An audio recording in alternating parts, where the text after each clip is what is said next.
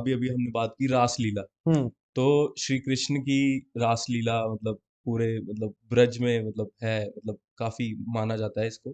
तो इसी के रिलेटेड मैंने एक स्टोरी पढ़ी थी कि लॉर्ड शिवा, शिव जी स्वयं आए थे रासलीला में भाग लेने। तो वो करते गए हैं कि वो आते हैं कैलाश में, वो देखते हैं, उनको कैलाश तक रासलीला की एनर्जीज फील हुई। तो उन्होंने देखा कि दिस इज समथिंग कि मुझे भी ज्वाइन तो करना है।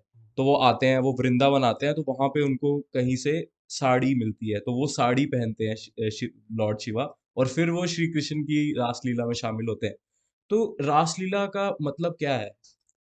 देखिए, जहां आत्मा और परमात्मा दोनों का मिलन हो, वो रासलीला। और दोनों का मिलन भी जहां प्रेम पूर्वक अवस्था में विद्यमान होकर होगा। मिलन भी वो साधारण मिलन नहीं है। आज ये ठाकुर अपना सर्वत्र न्यौछावर करने के लिए आपके मध्य उपस्थित हुआ है। आज यहाँ पर आप हाथ जोड़कर स्तुति नहीं करोगे इसकी। जहां जहां भगवान प्रकट हुए हैं, वहां वहां देवताओं ने हाथ जोड़कर स्तुति करी, या गंधर्वों ने या मनुष्यों ने। यहाँ पहली बार महाराष्ट्र में जब कृष्ण प्रकट हुए, तब उनसे आलिंगन किया गया, उनको गले लगाया गया। अब यहाँ पर भगवान ने जो जीवात्मा के साथ में संबंध बनाया है, वो बराबरी का बनाया, वो क्वालिटी का बनाया। आप आप में और भगवान ने जीवात्मा और परमात्मा के बीच का भेद ही खत्म कर दिया है।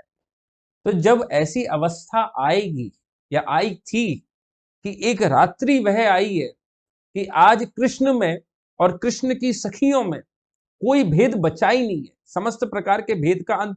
तो कोई क्यों नहीं उस अवस्था को ग्रहण, और वो भी भोले बाबा जैसा रसिक, कोई क्यों नहीं उस अवस्था को ग्रहण करने के लिए भागेगा। तो रासलीला का एक मैं समराइज्ड करूं इसको, या थोड़ा इजी फॉर्म बताऊं आपको, कि जो जीवात्मा और परमात्मा के मिलन की अवस्था होती है, उसमें आपका मन अति आनंद में नृत्य करता है, बस वही नृत्य रास है, जिस आनंद में आप नाच रहे हैं खड़े होके।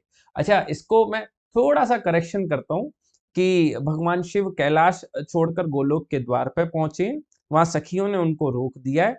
रोकने के बाद बोला है कि जाओ स्नान करके आओ, क्योंकि जटाओं में से सांप बिच्छू ना जाने क्या क्या झांक रहे हैं। भोले बाबा बड़ा बिल्कुल बिल्कुल। दिगम, यह देख, अब मैं सुनाई देता हूँ, जब बात आ गई है तो रसखान बड़े मजे ले रहे हैं। यह देख देख धतूरे को पात चबात सुगात सुधूर लगावत है। पूरे शरीर पे तो भस्म लगी हुई है, और आप हम तो पान के पत्ते खाते हैं, वो तो महाराज धतूरे के पत्ते चबाते हुए। यह देख धतूरे को पात चबात सुगात सुधूर लगावत है। चहु और जटा लटके अटके, केश भोले बाबा के समझ में आ रहा है। चहु और जटा लटके अटके फनसों कफरी पहनावत है। जो फन झांक रहे हैं ना, उन जटाओं में से जो सांप झांक रहे हैं, उनको देखकर मानो ऐसा लग रहा है कि अब काल ज्यादा दूर नहीं है। हाँ बिल्कुल। ये भोले बाबा का स्वरूप रसखान बता रहे हैं। चहु और जटा लटके अटके फनसों कफनी पहनावत है। रसखान गई चित पे चित दे, सबके दुख द्वंद भगावत है। गज खाल कपाल की माल विशाल, वो गाल बजावत आवत है। बाबा रसखान। इसको सर थोड़ा हिंदी में ऑडियंस के लिए भोले बाबा जब राष्ट्र में पधार रहे हैं, वृंदावन के लिए चले हैं, तो वो तो दिगंबर स्वरूप है महाराज। बिल्कुल। चार बड़ी बड़ी जटाएं उनके साथ कैलाश से वो लेकर निकले। उन जटाओं में से भी सांप बिच्छू जाग रहे हैं। पूरे शरीर पे भस्म लगी हुई है। उस भस्म को लेकर भोले बाबा कैलाश की तरफ, कैलाश से वृंदावन की तरफ चले, तो रसखान कह रहे हैं कि इनके दर्शन मृत्यु से कम नहीं है। जो इनके दर्शन हो रहे हैं, वो मृत्यु से कम नहीं है, लेकिन तब भी मन बार बार इनके दर्शनों पर जाकर अटक रहा है। बिल्कुल। तब भी मन कर रहा है कि हम इनके दर्शन करते रहें। और कोई बात यंत्र नहीं है, जल्दी जल्दी में त्रिशूल और डमरू दोनों भूल गए। रास के लिए भगे हैं हाँ ना, हाँ हाँ। भगते हुए आए, चल के भी नहीं आए हैं। हाँ तो जल्दी जल्दी में कैलाश पे ही त्रिशूल और डमरू भूल ही आए हैं, तो अब बजाएंगे क्या। तो गाल बजाते आ रहे हैं, डम डम डम डम करते हुए, और रास की अच्छा। तरफ। सो इतने में ललिता सखी ने द्वार पे रोका भोले बाबा को, कि महाराज कर क्या रहे हो। बोले रुको थोड़ा, बोले रास में जा रहे हो माँ, कोई जी दिगंबर स्वरूप की जरूरत है। एक काम करो, जाओ जमुना कुंड में स्नान करो। ये जो मैं चर्चा कर रहा हूँ, इसके बड़े सुंदर दर्शन आपको मधुबनी आर्ट में मिलेंगे। बिहार अच्छा। की एक आर्ट है मधुबनी आर्ट। अच्छा। तो जाओ पहले एक काम करो, यमुना कुंड में स्नान करो। तो भोले बाबा ने यमुना कुंड में डुबकी लगाई, और जैसे ही बाहर निकले, कर्पूर गौरम करुणावतारम संसार तारम भुजगेंद्र हारम, ये भोले बाबा का स्वरूप। कपूर के समान गोरे, करुणा महाराज रस में ही टपक रही है चेहरे से। फिर ठाकुर जी को का श्रृंगार करा है भोले बाबा का, तभी हमारे ब्रज में जो विराजे वो गोपेश्वर विराजे। बड़ा अलग स्वरूप है, कभी ब्रज में आओगे तब मैं आपको दर्शन कराऊंगा। तो ब्रज में गोपेश्वर विराज और नथ पहनी और श्रृंगार करा और बिल्कुल। नाना हाँ। प्रकार के सौंदर्य से भोले बाबा सजे हैं। और फिर ठाकुर जी के आगे ललिता सखी से रास सीखा है।